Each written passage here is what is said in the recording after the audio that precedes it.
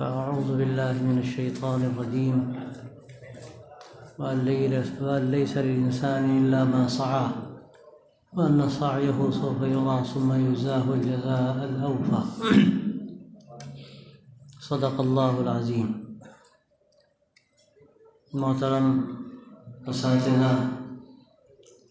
اور عزیز طلباء، آپ نے انعام حاصل کیا، یقیناً یہ آپ کی محنت کا ثمرہ ہے، ایک علامت ہے۔ جنہوں نے محنت کی انعام پایا، یہ ان کے لیے بھی بہت خوشائن بات ہے، لیکن جنہوں نے حصہ لیا اور مقابلہ کیا، حقیقت میں وہ بھی انعام کے مستحق ہیں۔ اور یہ دنیا اللہ نے مسابقے کے لیے بنائی ہے، یہ ایک دوڑ ہے، کون آگے بڑھتا ہے، ایک مقابلہ ہے، اور یہ اس کی ایک علامت ہے۔ آپ نے جو محنت کی اور آپ کو جو انعام ملا، واقعہ یہ ہے کہ آپ کی جو اصل محنت ہے، جو اس مقصد کو سامنے رکھ کر آپ کرتے ہیں، جو آپ کے یہاں ان مدرسوں میں پڑھنے کا مقصد ہے، وہ اصل محنت ہے، اور اس محنت کا جو نتیجہ ہے وہ اصل نتیجہ ہے۔ وہ نتیجہ 3 طریقوں پر 3 مرحلوں میں ملتا ہے۔ اول تو یہ کہ آدمی جو محنت کرتا ہے اس کو اس کے ظاہری نتائج کہ دنیا میں نظر آنے لگتے ہیں، اور اس کے بعد اللہ تبارک و تعالی اس کو اس کا دنیا میں بھی بھرپور نتیجہ دیتا ہے جب وہ میدان عمل میں آتا ہے، اور مرنے کے بعد کی جو زندگی ہے اصل اس کا نتیجہ وہاں ملے گا۔ ثم یجزاہ الجزاء الاوفی کا یہی مطلب ہے۔ لیکن اس آیت سے بلکہ ان آیتوں سے یہ حقیقت واضح ہوتی ہے کہ آدمی جو محنت کرتا ہے وہ محنت اس کی ضائع نہیں ہوتی، اس کا نتیجہ اس کو ملتا ہے۔ تو اللہ تبارک و تعالیٰ کا دنیا میں نظام ہے، دنیا دارالاسباب ہے کہ جو محنت کرے گا وہ پائے گا۔ اور قرآن مجید میں کئی جگہ یہ بات کہی گئی، والذین جاہدوا فینا لنہدینہم سبلنا، کہ جو بھی ہمارے لیے اپنی جانیں کھپائیں گے ان کو ہم دیں گے، ان کے لیے بند راستے کھولیں گے، اور وہ حقائق ان کے سامنے آئیں گے کہ جو اس سے پہلے تصور میں بھی نہیں تھے۔ تو یہ ایک ریہرسل ہے، اور آپ اس بات کو اچھی طرح سمجھیں کہ اصل آپ کی محنت کا جو محور ہے وہ خود آپ کی اپنی زندگی ہے۔ آپ اس زندگی کو سامنے رکھ کر جتنی محنت کریں گے، اللہ تبارک و تعالیٰ اس مدرسے کو ذریعہ بنا کر آپ جو میدان عمل میں آئیں گے تو اس کے وہ نتائج آپ کے سامنے اللہ کی طرف سے لائے جائیں گے کہ جو شاید آپ کے تصور میں بھی نہ ہو۔ ہمارے بہت سے عزیز طلباء دیہاتوں کے رہنے والے ہوتے ہیں، ان کا کوئی بیک گراؤنڈ نہیں ہوتا، لیکن جب وہ محنت کرتے ہیں تو اللہ تعالیٰ ان کی محنت کو ضائع نہیں کرتا۔ اور اس کی 50 نہیں، سینکڑوں اور ہزاروں مثالیں تاریخ میں کہ بہت سے ایسے حضرات کہ جن کے گاؤں میں، جن کے شہر میں، جن کے خاندان میں کوئی بڑا عالم نہیں پیدا ہوا، بلکہ کوئی حافظ بھی نہیں ہوا، لیکن اللہ نے جب ان کو توفیق سے نوازا اور انہوں نے محنت کی اور اپنے مقصد کو پیش نظر رکھ کر اپنے کو کھپایا، تو اللہ نے پھر ان سے وہ کام لیا جو اللہ اپنے بڑے بڑے خاص بندوں سے لیتا ہے۔ جو بڑے بڑے ائمہ پیدا ہوئے ہیں ان میں بھی اس کی مثالیں موجود ہیں، اور جو بڑے بڑے مشائخ پیدا ہوئے ہیں ان میں بھی اس کی مثالیں موجود ہیں۔ ان کو سامنے رکھنے کی ضرورت ہے، اور جو اصل ہمارے لیے محور ہے اس کو ہمیں سامنے رکھنے کی ضرورت ہے کہ یہ تو ایک علامت ہے جو آپ کو انعام کے طور پر کتابیں دی گئی ہیں۔ یقیناً یہ ایک دینی سوغات ہے، آپ اس کا مطالعہ کریں گے آپ کے لیے مفید ہے، لیکن جو اصل جوہر ہے وہ جوہر دوسرا ہے، وہ ہماری ذاتی زندگی کا جوہر ہے۔ وہ محنت اگر ہم نے کر لی اور وہ جوہر ہم کو حاصل ہو گیا تو انشاءاللہ جب میدان عمل میں ہم آئیں گے اور دنیا کو ضرورت ہوگی ہماری، تو ہم دنیا کے لیے اور ملت اسلامیہ کے لیے وہ کارہائے نمایاں انجام دے سکیں گے۔ اس کی آج سب سے زیادہ ساری دنیا کو اور ساری انسانیت کو ضرورت ہے۔ دنیا منتظر ہے آپ کی،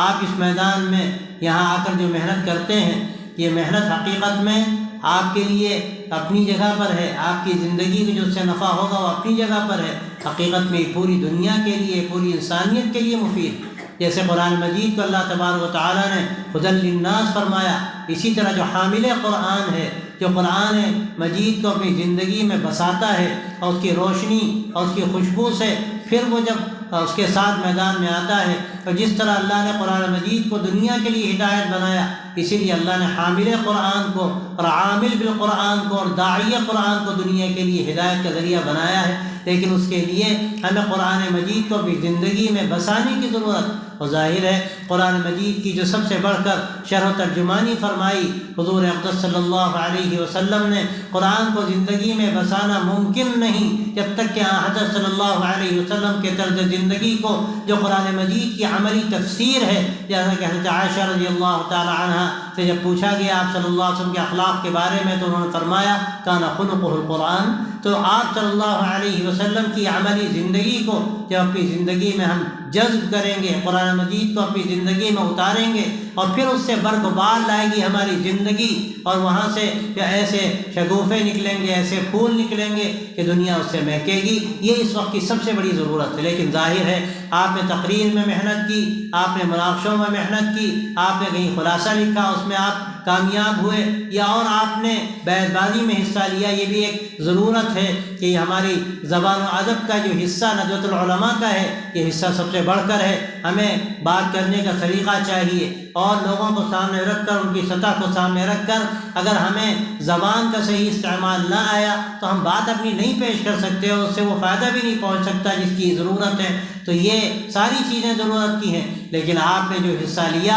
یہ ایک علامت ہے، اور آپ اس علامت کو پیش نظر رکھ کر طے کیجئے کہ ہمیں اور اس سے بڑا جو مسابقہ ہے اس کا تعلق ہمارے یہاں کے پورے سال سے ہے، بلکہ یہاں کے پورے قیام سے ہے، چاہے وہ 2 سال کا ہو، چاہے 8 سال کا ہو، یا کم و زیادہ ہو۔ اس پورے یہاں کی اس زندگی میں ہمیں اس مقابلے میں حصہ لینا ہے کہ ہم سب سے آگے ہوں۔ یہاں کی جو تربیت کا نظام ہے، تعلیم کا نظام ہے، ہم وہ طریقہ ایسی اپنی زندگی میں اختیار کریں کہ ہم اس میں سب سے آگے ہوں، چاہے وہ حاضری کا مسئلہ ہو، چاہے مطالعے کا مسئلہ ہو کتابوں کے، چاہے پھر دوبارہ ان کو آ کر دیکھنے کا مسئلہ ہو، اور پھر سب سے بڑھ کر اس سے آگے کی چیز یہ ہے کہ ان کتابوں میں آپ نے جو کچھ پڑھا اس کو اپنی زندگی میں جذب کرنے کا مسئلہ ہو، اس میں آپ نمبر 1 پر نظر آئیں گے تو یقیناً یہ آپ کے امتحان میں آپ کی وہ کامیابی ہے کہ جس میں آپ کو انعام ایسا ملے گا کہ وہ انعام ان چمکتے ہوئے کاغذات پہ آپ کو لپٹا ہوا نظر نہیں آئے گا، لیکن وہ ایسا انعام ہے جو آپ کے دل اور آپ کے دماغ تک پہنچے گا،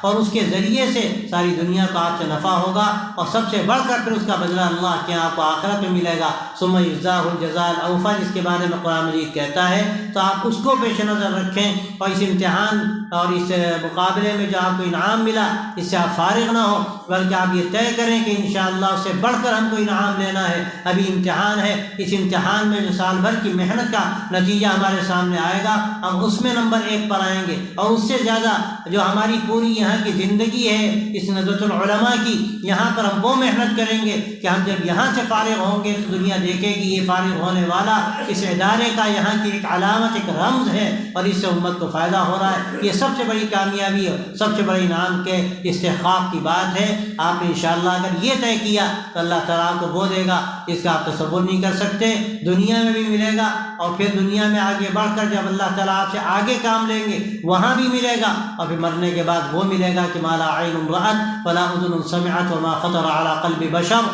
جیسے کہ حدیث میں آتا ہے جو تصورات سے ماورا، تو تصورات سے ماورا ہے وہ انشاءاللہ ہمارا اصل مطمح نظر ہے، اور ہمیشہ اس کو ہونا چاہیے کہ اصل اللہ کی رضا ہے، اللہ کا انعام ہے جو وہاں ملے گا۔ اس سے ہمیں یہ سبق لینا ہے کہ ایک علامت کے طور پر انعام ہم کو دیا گیا تاکہ ہمارے اندر اور مزید جذبہ پیدا ہو، اور میدان عمل میں اور مزید محنت کر کے ہم اس بڑے انعام کے مستحق ہوں جو اصل ہمارے لیے اللہ تبارک و تعالیٰ نے رکھا ہے۔ یہ انشاءاللہ اپنی زندگی کو نکھار کر اور اپنی زندگی کو ایسا بنا کر کہ ہماری زندگی سے لوگوں کو نفع ہو، یہاں کے قیام میں اپنے آپ کی اپنی شخصیت سازی کر کے ہمیں اصل محنت کرنی ہے، یہ ہماری اصل ذمہ داری ہے، اور یہی ہمارے لیے اصل مسابقے کی بات ہے۔ اور اس میں جو بھی آگے بڑھے گا اللہ تعالیٰ اس کو وہ انعام دے گا، جو انعام ہمارے ذہن و دماغ سے آگے کا ہے اس کے بارے میں ہم سوچ بھی نہیں سکتے، اور کیا بعید ہے کہ اللہ تبارک و تعالیٰ آپ میں ایسے افراد پیدا کر دے جیسے ہمیشہ اس نے پیدا کیے، ایسے بڑے بڑے لوگ کہ جنہوں نے تاریخ کا دھارا بدل دیا،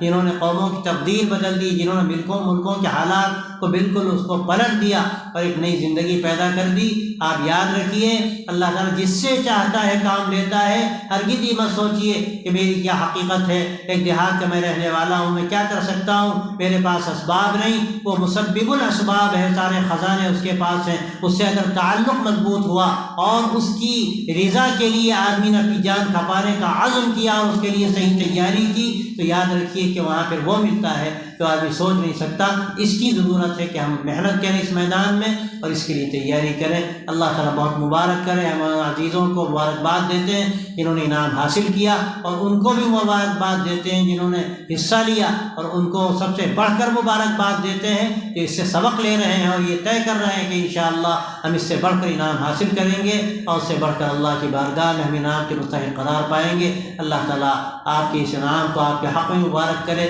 اور آپ کے یہاں یہ جمع ہونے کو اور اس مجلس کو اللہ تعالیٰ مفید بنائے۔ وآخر دعوانا الحمدللہ رب العالمین۔ اللهم صل على سيدنا ونبينا ومولانا محمد وعلى آله وصحبه